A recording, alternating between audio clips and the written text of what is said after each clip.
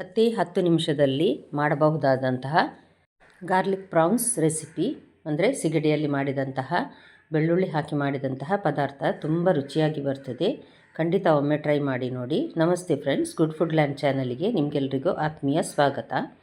ಇಲ್ಲಿ ನೋಡಿ, ಒಂದು 20ರಷ್ಟು ದೊಡ್ಡ ಸಿಗಡಿಯನ್ನು ತೆಗೆದುಕೊಂಡಿದ್ದೇನೆ.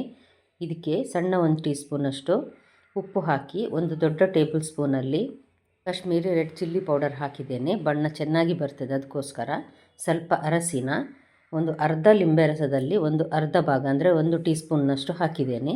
ಇದನ್ನೊಂದು ಸಲ ಚೆನ್ನಾಗಿ ಮಿಕ್ಸ್ ಮಾಡಿ ಇಡುವ. ಜಾಸ್ತಿ ಹೊತ್ತು ಇಡುವ ಅಗತ್ಯ ಇಲ್ಲ. ಬೆಳ್ಳುಳ್ಳಿ ಕಟ್ ಮಾಡಿ ರೆಡಿ ಮಾಡುವಾಗ ಸರಿಯಾಗ್ತದೆ. ಇಲ್ಲೊಂದು ಪ್ಯಾನಿಗೆ ನಾನು ಒಂದು ದೊಡ್ಡ ಟೇಬಲ್ ಸ್ಪೂನ್ನಷ್ಟು ಬೆಣ್ಣೆ ಹಾಕಿದ್ದೇನೆ. ಬೆಣ್ಣೆ ಹಾಕಿದರೆ ತುಂಬ ಟೇಸ್ಟಾಗಿ ಬರ್ತದೆ. ಅದಕ್ಕೋಸ್ಕರವೇ ಬಟರ್ ಗಾರ್ಲಿಕ್ ಪ್ರಾನ್ಸ್ ಅಂತ ಹೇಳ್ತೇವೆ ನಾವು. ಹಾಗೆ 1 ಟೇಬಲ್ ಸ್ಪೂನ್ನಷ್ಟು ಎಣ್ಣೆ ಸಹ ಹಾಕಿದ್ದೇನೆ ನಾನು. ಇದನ್ನು ಎಣ್ಣೆಯಲ್ಲಿ ಫ್ರೈ ಮಾಡಿ ಮಾಡುವಂಥದ್ದು. ಈಗ ನಾವು ಮ್ಯಾರಿನೇಟ್ ಮಾಡಿದ ಈ ಪ್ರಾನ್ಸ್ ಇದೆ ನೋಡಿ, ಸಿಗಡಿಯನ್ನು, ಇದನ್ನು ನೋಡಿ ಒಂದೊಂದಾಗಿ ಹಾಕಿ ಇದರಲ್ಲಿ ಫ್ರೈ ಮಾಡಲಿಕ್ಕಿದೆ. ಫ್ರೈ ಮಾಡೋದಂದರೆ ತುಂಬ ಕ್ರಿಸ್ಪ್ ಅಂತೇನಲ್ಲ, ಬೆಣ್ಣೆಯಲ್ಲಿ ಚೆನ್ನಾಗಿ ಫ್ರೈ ಆಗ್ತದೆ ಇದು. ನೀವಿನ್ನೂ ನನ್ನ ಚಾನಲ್ ಗುಡ್ ಫುಡ್ ಲ್ಯಾಂಡನ್ನು ಸಬ್ಸ್ಕ್ರೈಬ್ ಮಾಡಿಲ್ಲ ಅಂದರೆ ದಯವಿಟ್ಟು ಸಬ್ಸ್ಕ್ರೈಬ್ ಮಾಡಿ, ಹಾಗೂ ಲೈಕ್ ಬಟನನ್ನು ಖಂಡಿತ ಪ್ರೆಸ್ ಮಾಡೋದನ್ನು ಮರಿಬೇಡಿ. ನಿಮಗೆ ಫ್ಯಾಮಿಲಿ ಫ್ರೆಂಡ್ಸಿಗೆ ಶೇರ್ ಮಾಡಿ.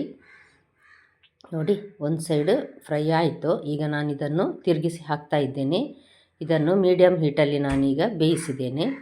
ನೋಡಿ, ತುಂಬ ನೀರು ಬಿಡಲಿಲ್ಲ. ಹಾಗಾಗಿ ಒಂದು 7-8 ಬೆಳ್ಳುಳ್ಳಿಯನ್ನು ತೆಳುವಾಗಿ ಕಟ್ ಮಾಡಿ ನಾನು ಇದಕ್ಕೆ ನೋಡಿ ಸಿಗಡಿಯನ್ನೆಲ್ಲ ಪಕ್ಕಕ್ಕೆ ಮಾಡಿ ನಡುವೆ ಹಾಕಿ ನಡುವೆ ಫ್ರೈ ಮಾಡ್ತಾ ಇದ್ದೇನೆ. ನೋಡಿ, ಮೊದಲೇ ಹಾಕ್ಬೋದಿತ್ತು, ಆದರೆ ಮೊದಲೇ ಹಾಕಿದರೆ ಅದು ತುಂಬ ಫ್ರೈ ಆಗಿ ಹೋಗ್ತದೆ. ಇದಾದರೆ ನಮಗೆ ತಿನ್ನಲಿಕ್ಕೆ ಸಿಗ್ತದೆ, ಇದು ಬಾಯಿಗೆ ನಮಗೆ ರುಚಿ ಸಿಗ್ತದೆ ಅದರದ್ದು. ಒಂದು 2 ಸೆಕೆಂಡ್ ಹುರಿದ್ರೆ ಸಾಕು, ಜಾಸ್ತಿ ಬಾಡೋದು ಬೇಡ ಬೆಳ್ಳುಳ್ಳಿ.